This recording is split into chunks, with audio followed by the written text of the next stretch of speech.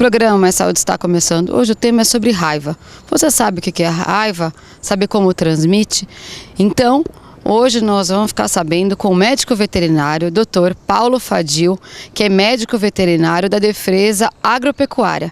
Ele vai explicar um pouco para a gente como é que é o serviço do médico veterinário na Defesa Agropecuária, como é que é feito o controle da raiva, a captura dos morcegos, principalmente os morcegos hematófagos, aqueles que gostam de sangue. Então ele vai explicar um pouco para a gente a importância que tem dessas capturas para animais de produção e também vai falar um pouco para a gente sobre a parte da raiva em relação à saúde pública. Então vale a pena conferir. Se você apresentar febre alta, dor de cabeça, dor atrás dos olhos, no corpo e nas juntas, procure uma unidade de saúde. Pode ser dengue. Caso você já tenha sido diagnosticado e apresentar dores abdominais e vômito, não perca tempo. Retorne à unidade de saúde. Pode ser a forma grave da doença. O SUS preparou milhares de profissionais de saúde para te atender melhor. Juntos, somos mais fortes nesta luta.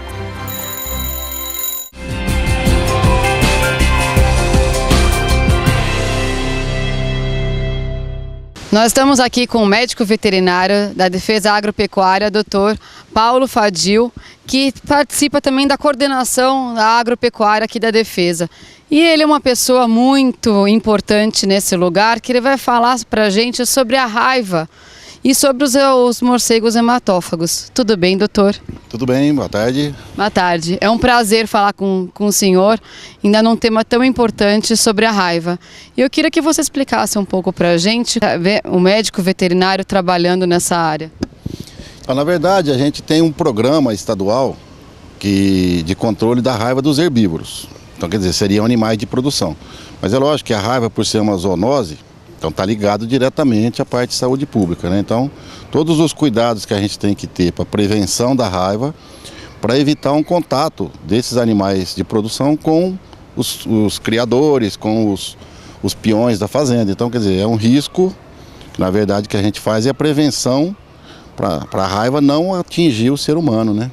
Você falou que é uma zoonose. O que é uma zoonose para as pessoas entenderem? Então, uma zoonose é toda doença que a gente tipifica, por exemplo, que a gente classifica como zoonose, doenças que o animal pode transmitir para o homem.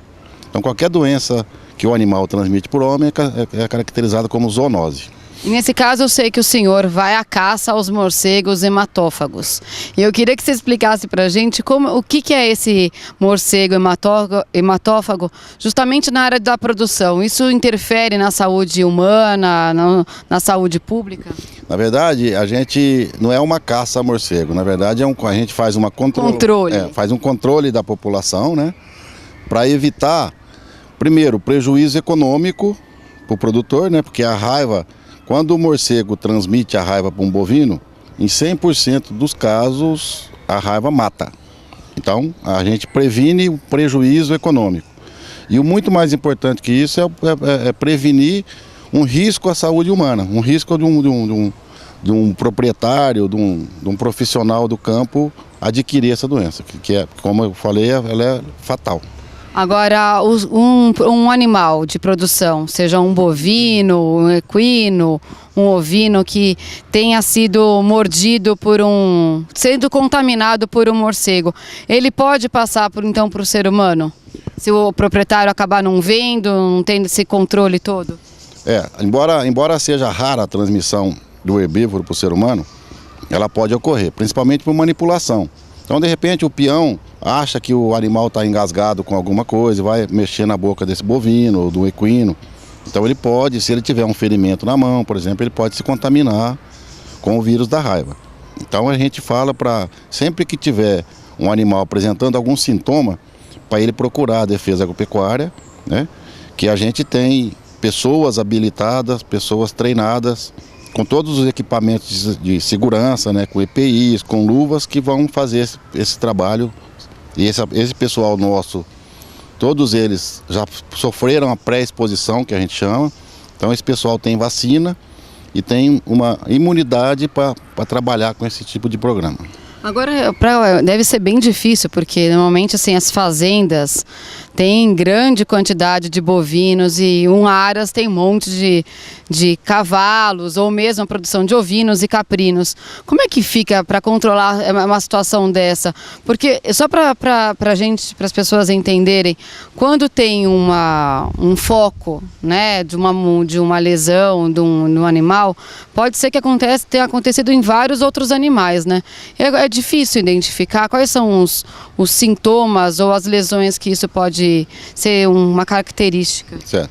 O que a gente pede ao produtor é sempre que ele localizar qualquer animal que tiver um quadro, que a gente apresente uma lesão de mordedura, que tenha sangue escorrendo, isso a gente mostra em várias palestras para ele. Então, quer dizer, ele está pegando o início do ataque do morcego a essa propriedade, a esses animais. Então, assim que ele vê algum animal mordido, para ele avisar a gente que se tem animais mordidos ali, vai ter algum abrigo de morcego na proximidade.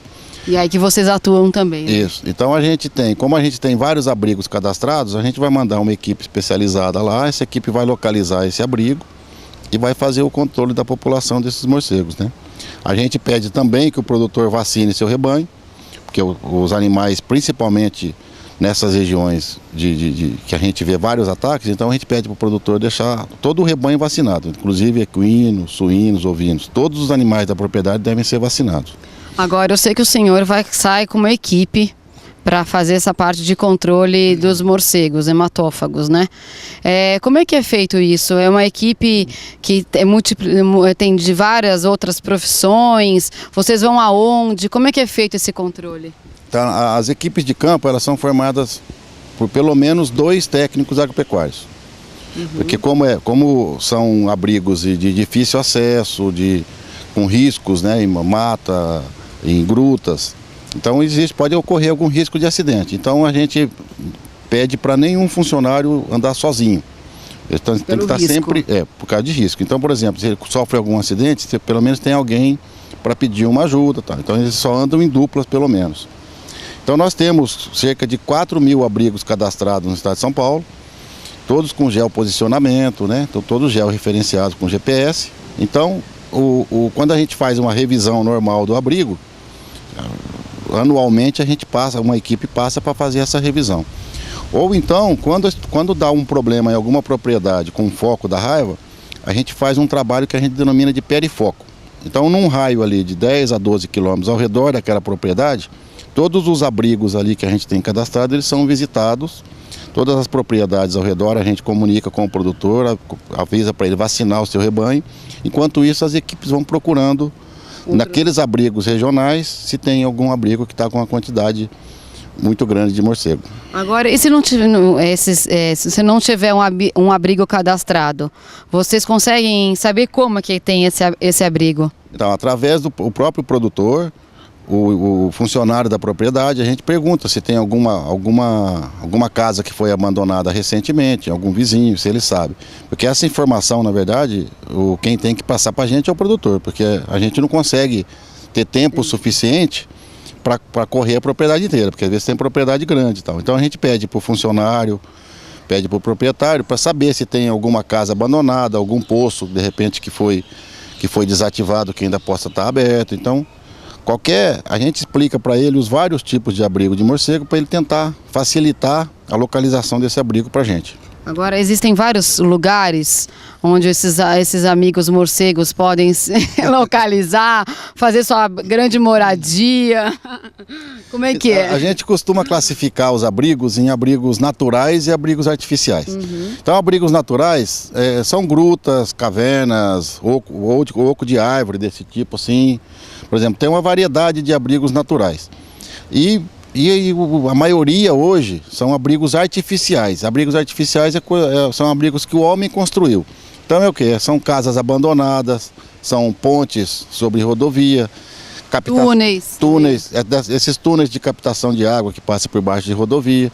Tudo isso aí são abrigos artificiais que os morcegos acabam utilizando também. E vocês, os técnicos veterinários, têm que fazer essa escalada.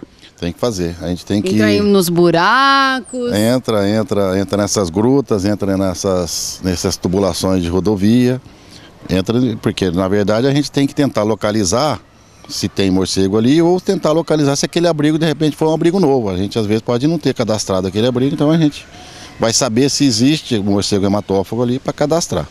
Agora, fazendo o controle que vocês fazem, como é que é feito? Vocês chegam no local, acham os morcegos, e aí? Então aí essa equipe faz uma captura desses animais, né? E é feito um tratamento com uma pasta. Então a gente passa esse produto nesses animais e eles são soltos de volta e no abrigo esses morcegos acabam se lambendo ali pelo hábito deles se limparem e tal, e vai fazer um controle maior da população desses morcegos. E o importante é sempre frisar que a gente só faz o controle populacional do morcego hematófago. É uma espécie. Pega sangue. Isso, é só uma espécie de mais de 170 espécies de morcego que existe catalogadas no Brasil. Existe só uma espécie, que é só essa que a gente faz o controle. Todas as outras espécies, por exemplo, insetívoro, frugívoro, nectarívoros, inclusive, a gente explica para o produtor que esses morcegos não devem ser eliminados. Esses morcegos são benéficos à natureza, então esses são protegidos por lei, inclusive. Então, para a gente fazer esse trabalho, por exemplo, a gente tem todo um treinamento com o pessoal do IBAMA, inclusive o pessoal do IBAMA tem uma legislação específica para esse morcego. Então todas as outras espécies a gente não mexe com as outras espécies e inclusive até explica para o pessoal da propriedade a importância dessas outras espécies de morcego. Agora, doutor, deixa eu te perguntar uma coisa, voltando um pouco à parte da produção, você está falando lá de ter o foco nos animais, e quando o animal já está contaminado, ele chega para o proprietário, você tem que falar para o proprietário, olha, esse animal está com suspeita, vai ter que fazer alguns exames, diagnosticou que está positivo, vai ter que se sacrificar ou não? Na verdade, quando o exame que a gente faz, geralmente o mais comum da gente fazer na área de produção é o exame já do pós-mortem. Então esse bovino já veio a óbito, o equino. Quanto tempo para ele morrer? A gente pede para avisar a gente com no máximo 6 horas após a morte. Então a gente vai tirar o sistema nervoso central, nós vamos tirar o cérebro desse animal e vai mandar para o laboratório. Então se o animal estiver vivo, vamos supor que a sintomatologia da raiva em herbívoro é uma raiva paralítica. Esse animal às vezes a gente já vai encontrar o animal já deitado, no chão já, não consegue levantar e de repente ele fala, então a gente pede para ele aguardar a morte natural desse animal, por quê? Quanto tempo para quando depois ele ser mordido, para ele chegar a óbito? Então, da mordedura do morcego varia muito, porque o período de incubação da doença é muito variável, vai depender da quantidade de vírus que esse morcego transmitiu para esse bovino, vai depender da localização da mordida. Quanto mais longe do sistema nervoso central, mais demorado é o período de incubação. Mas aí, de quando o animal começou a apresentar sintoma, então apresentou sintoma, no máximo 10 dias ele vai morrer. Geralmente é coisa de 3 a 4 dias. Aí a gente colhe o cérebro. Por quê? Porque se você sacrificar o animal para colher o cérebro, existe uma possibilidade de dar falso negativo. Então a gente espera o animal morrer natural, tira o cérebro e manda para o laboratório. E aí o laboratório demora quanto tempo para dar o resultado? A imunofluorescência é o nome que se dá a esse exame da raiva. A imunofluorescência é feita no dia, o resultado é imediato. Os laboratórios, que são 7 laboratórios do estado de São Paulo que fazem esse exame, são todos eles cadastrados pela Secretaria da Saúde e Secretaria da Agricultura. Esses laboratórios eles mandam o resultado imediato. Foi lido na imunofluorescência, eles já enviam por e-mail para o veterinário que remeteu isso, assim, mas é na hora, no momento. Por quê? Devido ao risco dessa raiva, por ser uma zoonose, por ser uma doença letal. A comunicado é imediato. Agora, quais são os animais de produção que mais tem caso? O mais que a gente pega no estado de São Paulo são bovinos e equinos mesmo, que são a maioria no estado. Ficam expostos? Porque eles ficam mais expostos e são a maior parte hoje no estado de São Paulo são bovinos e equinos. Então são as duas espécies que mais a gente tem encontrado positivado no estado. E vocês, como profissionais da saúde que vão a campo, vocês têm uma parte de preocupação da saúde de vocês muito grande, principalmente na parte da vacinação da raiva, né? Os produtores também têm que ter esse controle por eles estarem ligados a animais de produção e que correm risco ou não? Não, na verdade, a gente faz a pré-exposição, os técnicos da área da agricultura, a gente pede para todos eles fazerem a pré-exposição por causa do risco de contato que tem. Uhum. Eu não acredito que todos os produtores e tratadores de bovinos precisariam fazer essa pré-exposição que a gente chama, que são essa série de vacinas e depois a sorologia. A gente que trabalha com isso faz essas vacinas, faz a sorologia a cada 6 meses para saber se a gente está com uma imunidade razoável. A gente, o senhor está? Eu tô. Então tá ótimo. Eu tenho até a carteirinha. Oh, já é um grande sinal. Bom, então a gente mantém semestralmente isso, quer dizer, 2 vezes por ano a gente faz a sorologia. A gente acha que não é necessário. Por quê? Porque primeiro que os índices também não são muito elevados para você expor toda essa população de criadores e de tratadores a esse esquema vacinal. A gente acha que não é necessário. O que a gente pede para eles evitar ao máximo o contato com aqueles animais. Então é mais uma educação nesse sentido, evitar de correr o risco, né? Agora, se eles passarem a mão porque o morcego, como é que é feito a infecção no animal? Só para as pessoas entenderem. Então, o morcego também adquire a raiva. Então o morcego ele tem a doença a raiva e vários trabalhos ainda não mostraram quanto tempo esse morcego fica com o vírus da raiva. Então não se sabe ainda o período de incubação e nem o tempo que esse morcego possa estar transmitindo. Então tudo isso está sendo estudado, tem vários trabalhos ainda. Aí vamos supor que um morcego positivo atacou um bovino na pata, um exemplo. Esse bovino pode ficar mais de 6 meses para apresentar sintoma. Entendeu? Porque então, é longe do sistema nervoso. Porque o período de incubação é longo. Então, o que a gente pede? A gente fala para os produtores, principalmente nessas áreas de risco, vacinar o rebanho. Então, se ele tiver os bovinos, equinos vacinados, esse animal não vai adquirir a doença, porque ele está com imunidade. Sim. Então, o risco à saúde pública já diminui, né? Porque o bovino não adoecendo, não vai ter contato. Então, o que a gente faz? Quer dizer, a primeira opção do produtor é vacinar. E anual? Anual. Tá. Os animais que estão tomando a primeira dose, ele faz um reforço depois de 30 dias e depois uma vez por ano. A vacina é muito barata, não sai nem R$1 a dose. Então é uma vacina barata e previne a doença do bovino, previne o prejuízo econômico e previne um risco à saúde pública, né? Também. Porque não teria como o bovino ter um risco de transmitir Então, o morcego, ele chega lá e morde, como é que é? Porque as pessoas acham que o morcego vai lá e dá aquela cravada, né? Não é assim que funciona ou é assim? Não. O morcego, ele tende, como tem o hábito noturno, né? Ele vai chegar nos bovinos que tiverem já em fase adiantada de sono. Isso aí o morcego, ele tem essa habilidade. Ele vai chegar, ele chega voando e ele vai sentar próximo do animal. Então ele não vem voando e senta no animal. Ele senta no chão próximo do animal.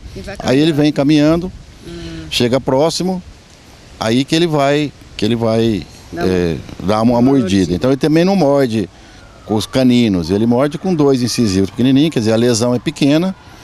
Só que na saliva do morcego hematófago tem um anticoagulante. Então, conforme ele vai lambendo aquele ferimento, esse anticoagulante, ele vai agindo no local e não deixa esse sangue coagular. Então ele vai lambendo ali. Então não vai achar uma mordedura igual do Drácula. Não, vai achar uma lesão pequena com sangue escorrido, um pouquinho de filete de sangue escorrido. Por quê? Por causa dessa ação anticoagulante da saliva do morcego. Agora, então, antes de cicatrizar, esse morcego pode voltar várias vezes nesse lugar? Volta. Normalmente o morcego volta no local e volta no animal que ele atacou na noite anterior. Então, quase todas as espécies de morcego, elas precisam pelo desgaste do voo, Sim. eles precisam se alimentar toda noite. Então o morcego hematófago também. Então normalmente ele volta naquele animal e naquele local que ele mordeu na noite anterior, porque ele sabe que ali, se ele começar a lamber aquele local, já vai voltar a sangrar. Então o risco dele dar a mordida, por exemplo, do animal se assustar na mordida e tal, ele já não vai ter. Então ele costuma voltar naquele animal e no mesmo local. Como ele é inteligente, né, doutor? Então, A natureza é sábia, né? a natureza é. Doutor, você estava falando pra gente que tem várias espécies. Eu queria que você explicasse um pouquinho mais sobre isso, essas outras espécies de morcego. A gente sempre fala que a importância para a raiva dos herbívoros é o morcego hematófago, o Desmodus, que é a única espécie que transmite. Agora, como a raiva ela está no meio silvestre, qualquer espécie de morcego pode ter a raiva. Então, qualquer espécie de morcego pode transmitir a raiva, desde que você vai querer pegar aquele morcego, o morcego que está com uma sintomatologia, o morcego está voando de dia. Coisa que é impossível. O morcego não está conseguindo voar, ele está caído no chão e não consegue levantar voo. Aí, às vezes, a pessoa vai querer pegar esse animal para retirar daquilo ali. Então, quer dizer, essa pessoa tem que ter um treinamento. Então, o que a gente fala? Sempre que você vê algum morcego caído ao chão, não pegue. Chame o centro de controle de zoonose, o pessoal tem equipamento e tem gente capacitada para isso. E se tiver animal, também mantém longe? Mantém longe, porque qualquer morcego que tiver contaminado, ele pode transmitir a raiva, porque a hora que vai pegar, ele vai se defender. Ele não está atacando por estar com raiva. É simplesmente o instinto de defesa do animal, né? Do morcego, no caso. Isso para a saúde pública é importantíssimo para as pessoas estarem alertas sobre isso, né? Que não pode mexer no morcego. Caiu na janela na casa. Tiver um animal, não manter perto. E a raiva, né, a gente costuma falar, todo mamífero pode adquirir raiva. Então, animais silvestres, saguis, por exemplo. Os últimos casos de raiva que a gente tem visto no Brasil foi transmitido por sagui. Então, animais silvestres desse tipo não devem ser. Isso também é um meio de a gente evitar essa comercialização desses animais silvestres. Quer dizer, os últimos... Não pode domesticar esses animais. Não deve, porque qualquer animal silvestre desse, além de estar tirando ele do habitat dele, você pode estar correndo um risco, né? Bom, doutor Paulo, eu gostaria muitíssimo de te agradecer pela essa oportunidade, pela essa aula que você nos deu sobre raiva, sobre o controle de morcegos hematófagos, que eu sei que é um trabalho grandioso. Depois vocês estão vendo as fotos na entrevista e tem que ter muita força de vontade, gostar muito do que faz, subir e descer morros, entrar nos buracos. E não é toda pessoa que tem essa capacidade. Eu gostaria muito de agradecer. Se você quiser deixar uma mensagem, acrescentar alguma coisa que o senhor não falou. Não, eu acho que a gente comentou bastante. Eu gostaria de agradecer a oportunidade e sempre deixar esse recado ao produtor. Se tiver numa região que tenha morcego hematófago, vacine o gado. E se tiver qualquer lesão que você observar nos seus animais, comunique a Coordenadoria de Defesa Agropecuária, que a gente vai fazer uma visita na propriedade e vamos ver a localização desse abrigo que possa estar ocorrendo na tua propriedade. Obrigada.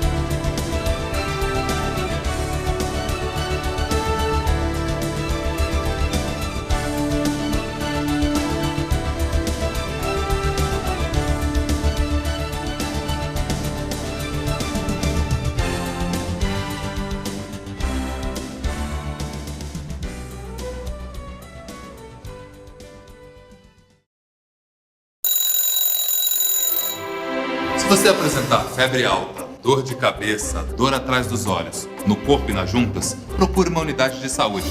Pode ser dengue. Caso você já tenha sido diagnosticado e apresentar dores abdominais e vômito, não perca tempo. Retorne à unidade de saúde. Pode ser a forma grave da doença. O SUS preparou milhares de profissionais de saúde para te atender melhor. Juntos, somos mais fortes nesta luta.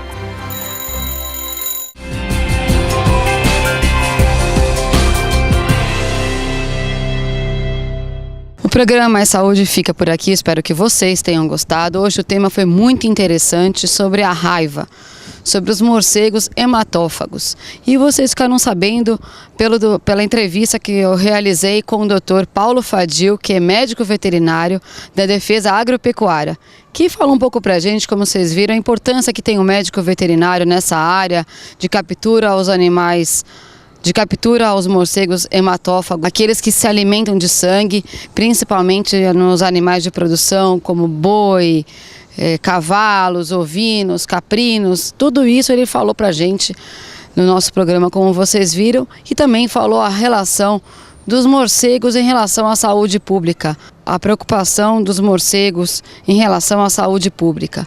Então, se você quiser mandar uma sugestão, fazer uma crítica, um elogio ou sugerir uma pauta, o e-mail é maissaudetv9@gmail.com. Espero vocês no próximo programa. Até lá!